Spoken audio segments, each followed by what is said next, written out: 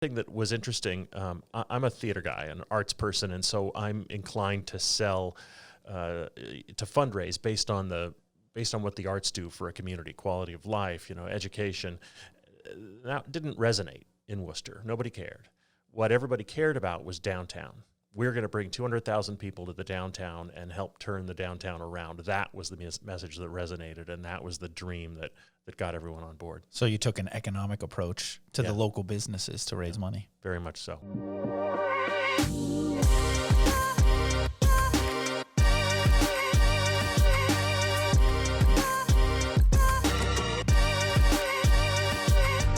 Welcome to the Founder's Story podcast, where we learn from entrepreneurs about their journey from their first inspiration to their first employee, and even the steps they took to become the powerhouses they are today. Welcome back to another podcast episode, everyone. My name is Rick Porter. I am your host, and I am joined by Troy Siebels from the Hanover Theatre. Yeah. Thank you so much for being here. Hey, thanks for having me. So we talked a little bit before the show that the founder story, that's exactly what we're here to do, is hear the story, the founding story of so many of these local businesses. And the Hanover Theatre happens to be a favorite of mine. As you know, we visit quite a few. My kids, my wife. I think it's a fantastic part of the community, and I love what you guys have done with the theater. I'm actually really excited to hear the story of how it all started. So I'm going to turn it over to you. You want to start off wherever you would like. Take us back in time to the founding of this. Sure. Well, I'll go all the way back and make it quick. How about that? Sure. So the theater itself, the architect Thomas Lamb was one of the country's most preeminent theater architects. He built this theater in 1926. There was actually a smaller theater there that goes all the way back to 1902. But the theater, as it stands today, was built in 1926. It was very ornate. It was called Poli's Palace from Sylvester Poli, who owned it, and a string of other movie palaces. And it operated until the 40s when they changed their programming. They got rid of anything live and really just focused entirely on movies. In the 60s, it started to... it was purchased by Showcase Cinemas, and they chopped it up. They got rid of a lot of the original historic detail. Such a shame to look at it today. They cut off the balcony and made a separate screen up there, and they put a wall down the middle downstairs to make two theaters, and operated like that until the 90s when Showcase North opened in Worcester, and they closed, and so it was boarded up then for about 10 years, and then in 2002, two Worcester businessmen, Ed Medaus and Paul DeMoga, just had this idea, standing across the street from it, about bringing it back to its 1926 glory. And they undertook some fundraising. They undertook some planning. I was one of the first things they did. I came on board in about 2004. And I was the first and only employee for 3 years at that point. And it was about putting together a business plan, and we found some really exciting things. We found that Worcester was the biggest market in the country where you couldn't go see a Broadway show. You couldn't go see a touring production of a Broadway show. In the country. Wow. That's right. And in fact, even in New England, there are a lot of smaller cities, certainly Providence and Hartford, which are slightly smaller, but both capital cities. They had theaters where you could see tours, but also Concord, New Hampshire, Portsmouth. I mean, there were other places in New England that are significantly smaller. And Worcester, has operated as a shadow of Boston with respect to this industry. And so people would drive into Boston and see something. Although once we opened, we found that they didn't really. What we found was that they didn't go at all. It was really a new audience. Sure. Yeah. Now, if you can, tell me, those first 3 years, you were the only employee. Obviously it sounds like you were putting together business plans.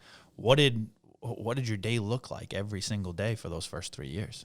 I drove in from Medford, north of Boston, because I wasn't sure this was even going to happen, right? It was an idea at first, and it was mostly about fundraising, of course.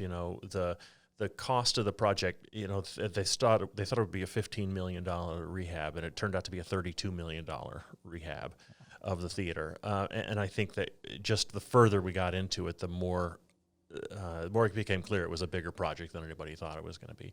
So that fundraising, a big piece of it was that we were, being in a downtown census tract, we were eligible for New Markets tax credit financing and historic rehabilitation tax credit financing. By the time we were finished, a little more than half of that money, $17 million, was funded through being eligible for earning and selling tax credits. Wow. To businesses. Huge, yeah. The other half was fundraising, and we took some debt on. The fundraising piece, we started with the Worcester Family Foundations, stepped up and committed, among them, $3 million all in all. And there were sort of trigger points along the way. When Hanover Insurance, through Fred Eppinger, got interested in the project and got on board, his commitment to the project and his commitment for the naming rights triggered, more companies would look at it seriously now. I think it was a pipe dream prior to that, and he sort of legitimized it, right? So it made it a lot more possible to go look for support. And then Mary DeFutis was an individual who contributed $1 million early on, and we call her the first lady of the Hanover Theatre. Now, she opened the door for us. It wasn't just the $1 million. It was the sort of the right to go look to the philanthropic community and say, we're a going concern. We're looking for your support. Absolutely. One thing that was interesting, I'm a theater guy, an arts person, and so I'm inclined to sell, to fundraise based on what the arts do for a community, quality of life, education. That didn't resonate in Worcester. Nobody cared. What everybody cared about was downtown. We're going to bring 200,000 people to the downtown and help turn the downtown around. That was the message that resonated, and that was the dream that got everyone on board. So you took an economic approach to the local businesses to raise money. Very much so. And it obviously was successful because you guys successfully raised the money. Like you said, you took on some debt. And tell us a little bit about what was done to the theater as far as the construction or reconstruction. Yeah, well, as I said, it had been chopped up into smaller spaces, so a lot of the interior walls and things that had been added in the 60s were removed. And then we found that some of the historic detail was still there behind the ugly perforated aluminum walls. A lot of it had been torn out and destroyed.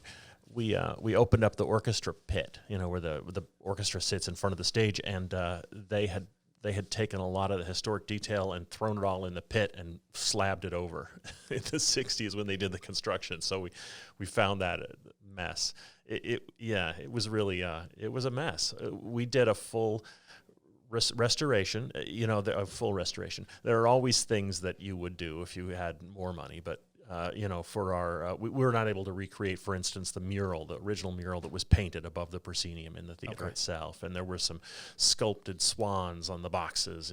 There were a few things that we could not afford to do, but we did the lion's share of it. We did the scagliola, is what they call the treatment of the walls in the marbling treatment in the lobbies, and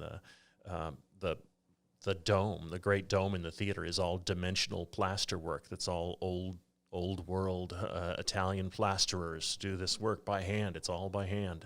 Wow. And they would find instances where there was plaster falling, but that same detail exists over there. So they would take a mold of it over there and then replace it over here. And it was fascinating work to watch. Now, what did your role look like during that construction process? Were you heavily involved in the coordination of all of that, or were you guys able to bring someone in to manage that process? We brought in Worcester Business Development Corporation. They really ran the construction piece of it. That was not my expertise at all. I did some work with the architect, which was Lamero Pagano Associates, just to help them understand things that a theater was going to need that an architect wouldn't necessarily know. Sure. The operational side, where do you need a way for the house manager to talk to the stage manager backstage, so you need, wiring over here for this, those kinds of things. And then so my role, apart from that, was really the funding, the business plan and the funding.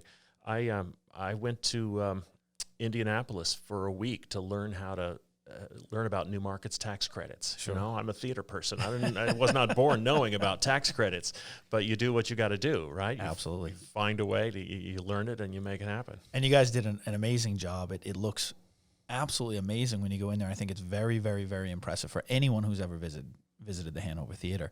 So construction happens, or reconstruction happens. We get it all done. I'm assuming at some point you're no longer the first employee. When did that happen, and what was that first role that you brought aboard? We brought in someone as an assistant to me, Megan Montaner now. She was unmarried. She was Megan Patrick then. She came in as an executive assistant in June, I think, 2007. We opened in March 2008, so a little less than a year earlier. And then that fall, we brought in Lisa in marketing and Nell in development to help with fundraising. We brought in a ticketing person. We brought in a production person. And by the time we got to March 2008 and the opening of the theater, we had 8 of us as a core full-time staff, and then we brought in part-time folks to help run the box office and backstage. Sure. Now, your background, you said, was theater. As when you came in and you now have this beautiful theater to run, and you're bringing on these new employees, I mean, you're founding that theater all over again, right, from scratch. Now, how much of that were you able to bring in the knowledge from previous theaters that you've worked at, like, let's say, in the ticketing system and the box office and stuff like that, versus a whole new world? You guys are not local town theater only, right? You're bringing in Broadway shows. And, That's right. And how easy was that transition to work with Broadway shows, or did you have that experience? I did not come in with that experience. My background is in regional producing professional theater, like the American Repertory Theater, the Huntington Theater, resident companies. That's where I come from. So being a roadhouse, a show where most of the theater where most of the shows come in on tractor trailers from New York and run for a week and then roll away again, that was new to me. But it's all about partnerships, right? Mm-hmm. We met with several organizations that help with those kinds of bookings around the country, and we ended up doing a 50-50 partnership with Providence Performing Arts Center. Okay. Aside from being a performing arts center, they run a company that books Broadway specifically in other theaters around the country. And so our Broadway series continues to this day to be a 50-50 venture with them. And people think that means the shows go there and then here. It doesn't necessarily. Sometimes that happens. But it means that they work with us to get the shows here, and then they take the risk and the upside and downside with us 50-50 on all of them. No kidding. I did not know that, actually. So booking the shows, you started with partnerships, and you started to get in some of these big names. How did your audience start? I assume, did you open the doors and the floodgates open and the audience started coming in, or was that a struggle to build the audience and awareness?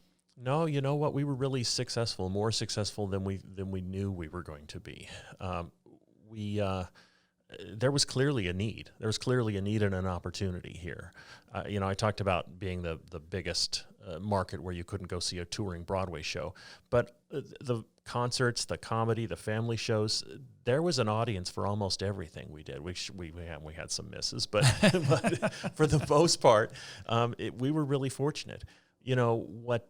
When we first opened the doors, there was so much buzz around the theater being the new thing in downtown, and there's so much pride in Worcester. People want that downtown to succeed as much as they talk ill about it, and then they go home and they really want it to succeed. So there was an audience there, and we had to try to build consistency and trust, a subscriber base. The Broadway series works because we have 3,400 right now people that have bought tickets to every Broadway show. Yep.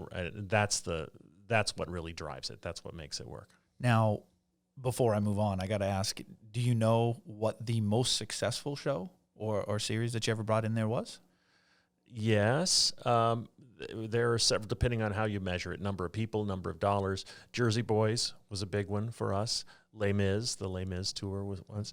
The biggest year for Christmas Carol has it right in there. We do our own production of A Christmas Carol locally, and its high year was 2012, I think, or 13.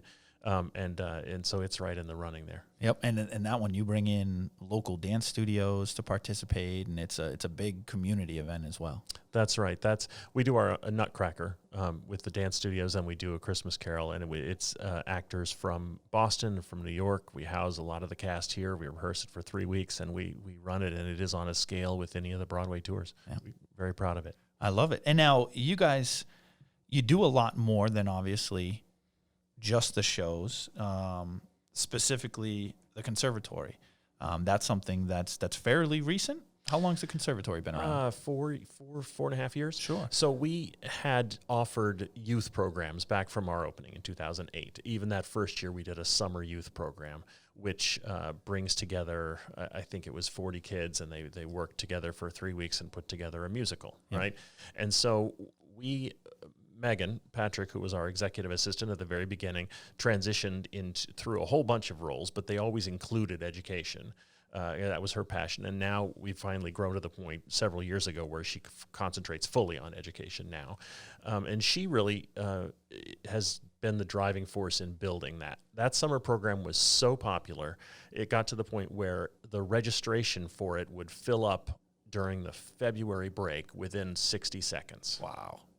It would be like, refresh your browser, go, go, go. And that was one of the reasons why it became clear to us there was so much need and demand there for this kind of education that we opened the conservatory. Yeah. We opened with 35 different classes and 75 students, and today we have 500 students across about 80 classes in dance, theater, and technical theater. That was fantastic. My daughter was one of them, actually. Uh-huh. She was part of the program as well. And nowadays, with the challenges that we're facing, and we'll talk about that in a little bit, you guys even have online classes. Is that correct? We do. The conservatory, thankfully, has continued operating right through the pandemic. We went to virtual classes in the spring, and then starting this last fall, we went to a hybrid format where some of the kids attend in person, and they are socially distanced, and the studios are cleaned every hour between classes, and we're masked, and then some of the students attend virtually. Gotcha. And so I think, when we look at the history of you guys, you started off with a seemingly impossible task to raise that amount of money. Thought 15 at the time, ended up being 32, and it was a huge undertaking. And then through partnerships you form here, you start bringing in these great shows, and the audience responds, and that's fantastic. And I think we've seen, in my opinion at least, every year the shows seem to get better and better and better, and then the global pandemic hits. Talk to me a little bit about how that went for you at first. That first, I think the saving grace is that we didn't know how bad it was going to be. Okay. Day one, right? If we would have thrown in the towel on day one if you knew. Honestly, I think a lot of our industry would have. Yeah. It has been decimating to the live performing arts industry, the theater industry. I mean, what we do, and our value is bringing people together for a live performance. Yeah. It's sort of the exact thing that we're trying to avoid now that we're in a pandemic, is bringing people together, having a live performer singing on stage, pointed at the audience. I mean, we will be the last to return. And because of the scale and nature of the shows that come in, we need to hit 70% capacity just to break even on most of those tours. So we can't really reopen until we can go to full capacity. And I remember reading that just recently, that you're allowed to be at 50% capacity, but you're not going to get shows back until you're almost at 100%. That's right. We can do some things. We're going to host some dance recitals in June. Our own youth education programs can go back to live performances now with a 500-person audience that's spread out throughout the theater. But for the real performances, the Jerry Seinfelds, the Ricky Durans, and certainly the Broadway shows, they won't come. It just, the numbers don't work until we can be at full capacity. Yeah, absolutely. And I think the revenue number that I saw was almost $5 million loss in revenue. Well, gross revenue was more than that. We were about $10 million a year. So, by the time we're closed for a year and a half, it'll be somewhere around $15 million. The $5 million is a net. Gotcha. It's a net number. And it is as low as it is because a lot of our team are on furlough or laid off.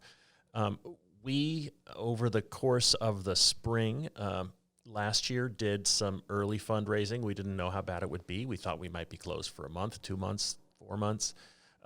And the community really stepped up. Sure. We also had just completed a capital campaign, and we went back to those donors and said, hey, with your permission, we'd like to repurpose your donations. You gave for this, but we want to be around to do that. Yeah, exactly. So will you allow us? And then they did. And so those things kept us alive through the summer. And then in the fall, we had a couple more donors step forward in a bigger way and really helped to get us through. There were some federal dollars. The Paycheck Protection Program loans helped us keep some staff on board in the late summer, early fall. So we've cobbled it together piece by piece. But our industry, not all of the theaters like us are going to make it through this. Yeah, that's a sad part of it as well. Yeah.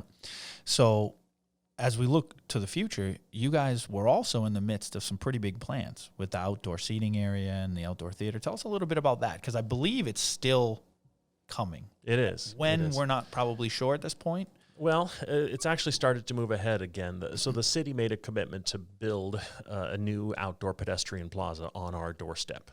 There was a little plaza out there before, in the little triangle formed between Southbridge and Main Street. But they've rerouted Southbridge Street now so that it creates essentially a front porch, a plaza in front of the theater. And they did the initial construction already, which is rerouting the street, and then the things slowed down. So they have not, just recently they've finished the drawings and they've sent them out to bid. So they will start construction in the next several months and finish the bulk of the construction in 2021, with the last of it probably to happen in spring 22. But it's going to be a beautiful outdoor space, trees, planting beds, and an outdoor stage, a small round outdoor stage where we can do some free programming and really try to create a space that is vital and vibrant, as many days of the year as you want to be outside in New England. Yeah, and that's exactly the feeling that I got when I first saw some drawings of it and things like that. I think there was talk of maybe live music before a show and stuff like that. So you're not just going to dinner and showing up for the show. You might go to dinner and you may hang out outside and enjoy the community. And like you said, bring everybody together and gather before they go in for the show. Yep. That's fantastic. I'm actually looking forward to that. So tell us a little bit. We do have some upcoming shows scheduled. Tell me a little bit about the shows that we do have scheduled right now. We are looking to the fall. We have Ricky Duran, the runner-up on The Voice, the Grafton native. His was scheduled last spring. It's one of the shows that we had to postpone, and now we've postponed it 3 times, and he's scheduled in September. And right now, it's looking like he may be our first show back, and I kind of love that. I kind of like the way that Except feels. I already gave away my tickets to his show, so I have a colleague going instead of me. For some people, he was close to sold out, but there were people who got refunds on the ticket when the pandemic started. So we can try to help you with that, but I kind of love the idea that it's a local guy that could help us be the thing that brings us back. Other shows that are confirmed and will happen over the coming year, some of them hadn't been announced yet. A lot of them, Jerry Seinfeld will be back next year. We'll have Straight No Chaser back. We have Get the Loud as a big hit every year. The music stuff, we've got a big audience for the classic rock especially. And the Broadway series will have all but one of the shows that we're going to play our 2021 season. We'll play our 21-22 season, and that one, Mean Girls, is going to get pushed out another year. So we'll open with Escape from Margaritaville in the fall, followed by The Band's Visit, which was, of course, the Tony Award Best Musical winner, Anastasia, The Prom. It's going to be a great, it's a season we can be proud of for sure. I'm looking forward to it, and I think a lot of our listeners are. Thank you very much. That's an interesting story. I didn't know before researching this how far it goes back and how much history it really has. And I can't tell you. I remember when it was boarded up, and so what you've done with the theater and what you've turned it into is fantastic. And I agree with you 100%. I think people want to have a vibrant downtown area. I don't know who started it, whether it was bringing in some good restaurants, whether it was the theater first, but the downtown area has really kind of been reimagined over the last 5 to 6 years. And I think you guys play a major part in that. I think the restaurants would say we do, for sure. I feel badly for them right now. They're going through a hard time too. Yep. Yeah. Everybody, it sounds like they really are in that downtown area. Hopefully we're getting close to returning 50% capacity. We're halfway there. I don't think anybody knows what that timeline looks like, but we're looking forward to the day where we can return to the theater. Yeah, we are. We are trying to be creative about what we can do in the meantime. One of the things we can do is outdoor theater, and we're going to do something that's new for us. We're going to do an outdoor free production of a Shakespeare this summer on the Worcester Common. We're gonna do a full production of Julius Caesar, a 20-person, fully professional cast from New York and Boston, large-scale production, just similar to what Commonwealth Shakespeare does on the Boston Common every year.